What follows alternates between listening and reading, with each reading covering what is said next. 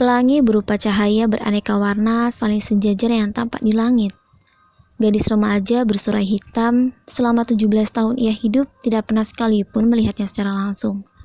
Mengelai nafas sejenak, gadis itu segera bangun ketika kereta sudah berhenti. Hingga kemudian seseorang menepuk bahunya, lalu berkata, "Dompetmu terjatuh." Kedua tangan sang gadis merogoh tas untuk memastikan.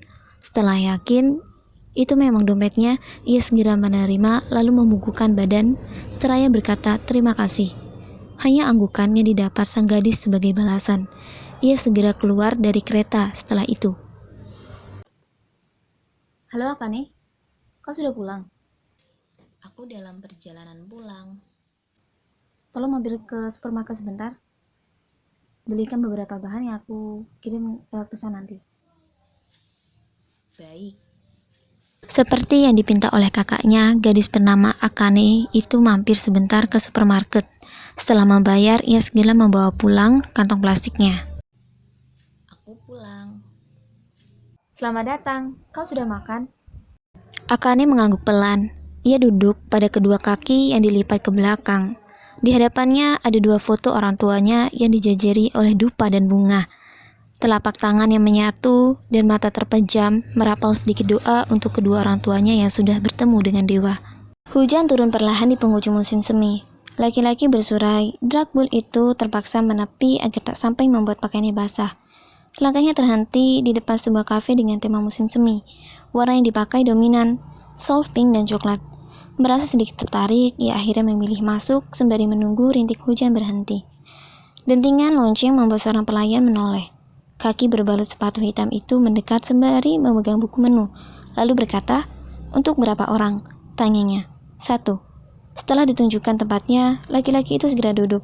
Ia membuka buku menu dan memilih Rainbow Cake yang tampak menggiurkan dan juga segelas kopi americano. Baik, mohon ditunggu sebentar ya. Netra indah sang pemuda baru menoleh pada sang pelayan ketika pesanan sudah tersaji. Pelebaran manik mata menggambarkan ekspresi terkejut kala menatap wajah sang pelayan. Kau yang kemarin bukan? Benar, saya kemarin yang di kereta. Terima kasih atas bantuan Anda kemarin. Permisi, saya harus lanjut bekerja. Akane berbalik hendak kembali menuju dapur. Sayangnya tangan pemuda yang belum ia ketahui namanya menahannya. Bisakah kau menemaniku sebentar? Maaf, saya harus bekerja. Tangan kanan sang pemuda terangkat sembari memanggil pelayan lainnya yang tak jauh dari tempatnya. Sembari berkata permisi. Pelayan berambut gelombang warna coklat itu segera menghampiri. Lalu berkata, "Ya tuan, ada yang bisa saya bantu?" Pemuda itu menjawab, "Aku ingin perempuan ini menemaniku sebentar. Apakah bisa?" Pelayan bernama Nakazawa Nana itu menoleh pada Akane. "Tentu tuan, gadis ini belum mengambil jam istirahat hari ini. Jadi dia bisa sekaligus beristirahat. Lagi pula kepuasan pengunjung kami utamakan di sini." Tapi Nanasan, aku harus bekerja. Nakazawa memasang senyum manisnya pada Akane, membuat Akane mengerti bahwa ia harus mengiyakan permintaan pelanggannya. Duduklah. Maaf jika mengganggu jam istirahatmu. Tidak masalah, Tuan. Saya juga belum mengambil jam istirahat. Tidak perlu formal itu. Kukira kita seumur. Aku Kogumi Toshi. Namamu? Okumura Akane. Kau sudah lama bekerja di sini, Okumura-san? Sekitar 1 tahun. Kau tidak makan. Bukankah ini jam istirahatmu? Aku sudah makan sebelumnya. Jika aku boleh tahu, kenapa kau memilih bekerja? Bukankah kau seharusnya mengikuti kegiatan klub? Orang tuaku meninggal karena kecelakaan mobil saat aku kelas 3 sekolah menengah pertama. Onesan bekerja sebagai guru, dan aku tidak dapat merepotkannya terus seperti ini. Jadi, aku pikir saat aku bekerja part-time seperti ini, aku dapat membantu Onesan. Jadi gitu. Maaf Kogami-san, jika tidak ada yang ingin dibicarakan lagi, aku pamit. Jam istirahatku sudah mau hampir habis. Aku juga akan pulang. Hujan sudah selesai. Ria air tampak terbentuk ketika tubuh itu terus bergerak. Tubuh meluncur mengikuti gerakan tangan dan dorongan kaki. Begitu sampai ke tepi, kepalanya muncul ke permukaan. Tangan kanannya segera menyugar rambut gelapnya. Kok nggak misan? Kau selalu cepat seperti biasanya. Keren. Kau sudah selesai. Aku kabur dari kelas. Suabki, jika sampai ulangan nanti nilaimu turun, kau tidak akan kuikut lombakan. Guru yang mengajariku tidak menyenangkan. Makanya aku tidak mau ikut kelas tambahan. Terserah, aku mau mandi. Kini Konggami dan Stuabuki sedang dalam perjalanan menuju stasiun. Entah kenapa Konggami kembali teringat dengan kafe yang ia kunjungi. Rasa kue pelangi yang disajikan juga pas untuk di lidahnya. Suabki, kau pergi dulu saja.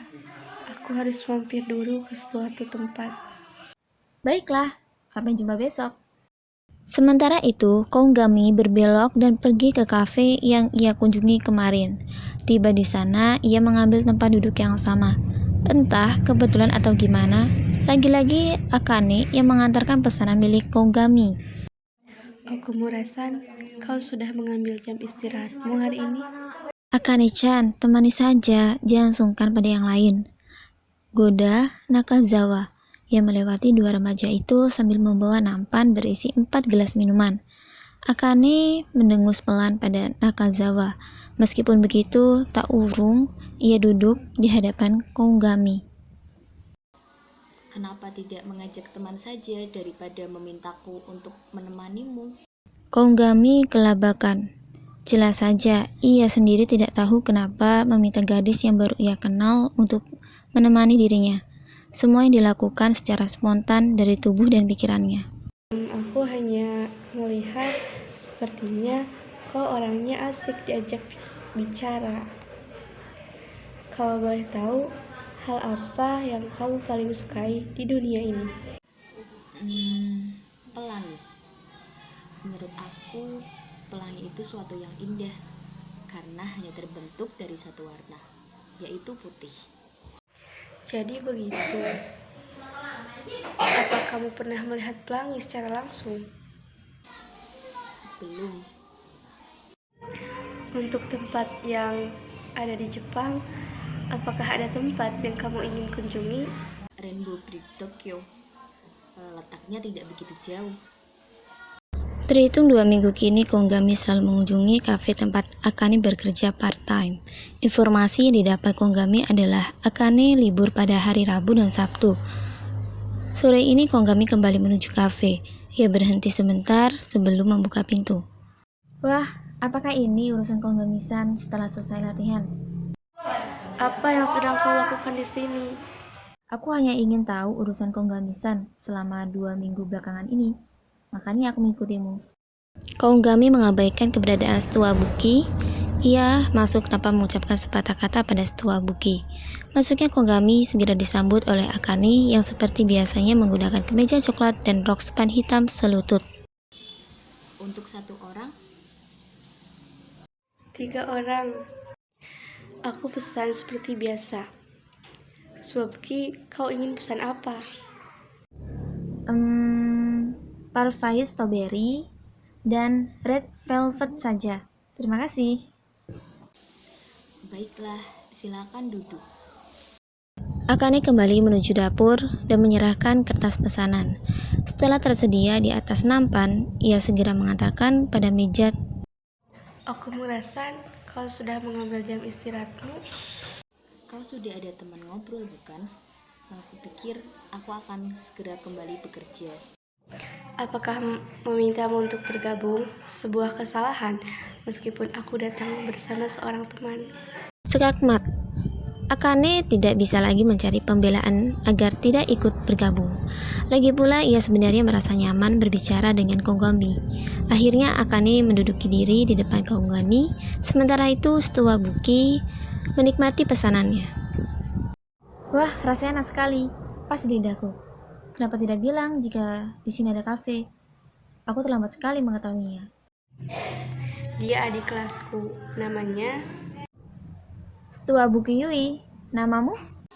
Aku merasakan. Akane-san, manis sekali senyumnya. Perhatikan bahasamu, bodoh. Tidak sopan memanggil nama orang baru dengan sebutan begitu. Maafkan aku Okumura-san. Tidak apa-apa, jangan sungkan seperti itu. Aku menerima apapun panggilanmu, asalkan itu masih tetap namaku. Syukurlah, terima kasih Okumura-san. Kota Yokohama sedang tidak bersahabat. Sejak tadi siang hujan mengguyur dengan intensitas sedang. Padahal pagi tadi cuaca sangat cerah. Bahkan ramalan cuaca mengatakan tidak akan turun hujan. Akane mendesah pelan melihat rintik air hujan perlahan turun. Ia harus segera ke tempat kerja, tapi ia tidak membawa payung. Memikirkan dirinya yang tidak mempunyai banyak waktu untuk berdiam, Akane akhirnya memilih merobos hujan sambil sesekali meneduh. Ia menatap dirinya begitu tiba di depan kafe. Tidak lama setelah itu, mengangkat kepala. Netra gelapnya membulat. Ia terkejut mendapati fakta baru di depannya. Hal yang terjadi dengan laki-laki yang baru saja melipat payungnya. Ia terkejut mendapati gadis itu di depannya. Kau sekolah di SMA Yokohama Suiran? Kau juga sekolah di sana? Aku baru tahu, karena kau gamisan kalau datang hanya pakai pakaian biasa. Aku menggunakan pakaian biasa karena selesai klub. Hari ini klub diliburkan. Ayo masuk. Kau harus bekerja bukan? Lagi pula di luar dingin. Akane mengangguk. Ia masuk setelah Konggami masuk, sementara Konggami duduk di tempat kesukaannya ketika datang sendiri. Akane justru masuk ke tempat ganti untuk mengganti seragamnya menjadi pakaian kerja. Ia selalu mengisi kertas pesanan untuk Konggami. Kau tidak duduk dulu. Aku baru saja memulai kerja. Aku tidak mungkin mengambil jam istirahat sekarang. Kau benar. Aku pesan seperti biasa. Subki, kau ingin pesan apa? Aku pesan 1 kotak makaron dan segelas mocha. Terima kasih. Akane segera menuju dapur dengan perasaan sedikit meringis ketika merasakan kepala sedikit berdenyut. Minumlah selagi hangat, aku pesan. Aku memesan ini untukmu. Minumlah. Aku memaksa. Minggu depan hari Sabtu, aku ada penyisihan putaran 1 untuk lomba renang gaya bebas 100 meter dan estafet. Datanglah menonton. Akan kujemput. Apa boleh aku menonton? Tentu kau libur bukan? Akane mengangguk sebagai jawaban. Ia memang libur di hari Sabtu, tapi menonton sebuah pertandingan merupakan hal baru bagi Akane. Ia hanya takut karena tidak memiliki teman yang bisa diajak. Okumura-san, apakah kau bisa mengajariku kimia? Aku sedikit tidak paham tentang materinya. Aku bisa sedikit mengajarimu. Boleh aku lihat materinya? Tsuwabuki segera saja mengeluarkan buku kimia dari tasnya. Ia membuka halaman yang menjadi materi baru hari ini. Jari telunjuknya menunjukkan pada bagian materi yang belum ia pahami. Lalu Akane menjelaskan. Wah, hebat sekali. Aku bisa mengerti semua penjelasan dari Okumura-san. Tulisannya juga rapi. Terima kasih Okumura-san. Bolehkah lain kali aku meminta bantuanmu lagi? Tentu. Jangan sungkan padaku. Sepertinya kau cocok menjadi seorang guru. Ambil sekolah pendidikan saja setelah ini. Akan aku pikirkan lagi. Setelah pembicaraan mengalir begitu saja hingga tak terasa, setengah jam sudah terlewat. Konggami dan Tsuwabuki bersiap pulang, sementara Akane membereskan piring dan gelas bekas di hadapannya untuk dibawa kembali menuju dapur. Tubuhnya sempoyongan ketika hendak ke dapur. Sakit kepala terasa semakin menjadi, untunglah Konggami segera menahan tubuh Akane. Kau baik-baik saja? Aku baik-baik saja. Terima kasih. Tangan Konggami segera menempel pada kening Akane. Dan benar, Akane sedang demam. Lalu ia meminta izin kepada Nakazawa untuk membawa Akane pulang ke rumah. Dan Nakazawa mengizinkannya. Setelah turun di stasiun, perjalanan menuju rumah Akane masih berjalan selama 15 menit. Karena melihat kondisi Akane yang semakin tidak memungkinkan, maka Kogami berjongkok untuk meminta Akane naik ke punggungnya. Akane menatap penampilannya. Rambut hitam panjangnya ia ikat poni tali tinggi. Diraihnya tas selempang yang terletak di atas ranjang ketika melihat satu pesan masuk dari Kogami yang mengatakan bahwa pemuda yang akan mengikuti lomba itu sudah siap di depan rumah Akane. Kau sudah lama menekuni renang. Sejak umur 7 tahun. Dulu aku ikut klub berenang. Akane sedikit terkejut dengan keramaian tempat lomba. Ia tidak menyangka yang datang akan sangat banyak. Kaki mungilnya segera mengikuti Kogami yang berkumpul dengan belasan pemuda berjaket hitam dengan sedikit corak merah. Sabukisan ikut lomba gaya apa? Aku hanya ikut estafet gaya kupu-kupu. Akane mengangguk saja. Ia menatap kembali pada kolam yang menunjukkan lomba renang gaya bebas urutan pertama sudah selesai. Akane dibuat berdebar karena melihat Kogami bersiap melakukan pertandingan. Kedua tangan Kogami memegang pinggiran papan loncat dengan tubuh condong ke depan. Kedua mata indah yang biasa menatap lembut tertutup oleh kacamata renang. Diam-diam Akane berdoa dalam hati agar Kogami diberi kesempatan untuk terus maju sampai tingkat nasional.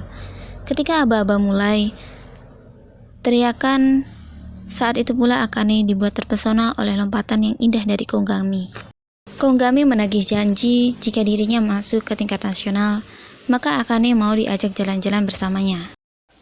Kita mau kemana? Kau ingin ke Tokyo Tower, bukan?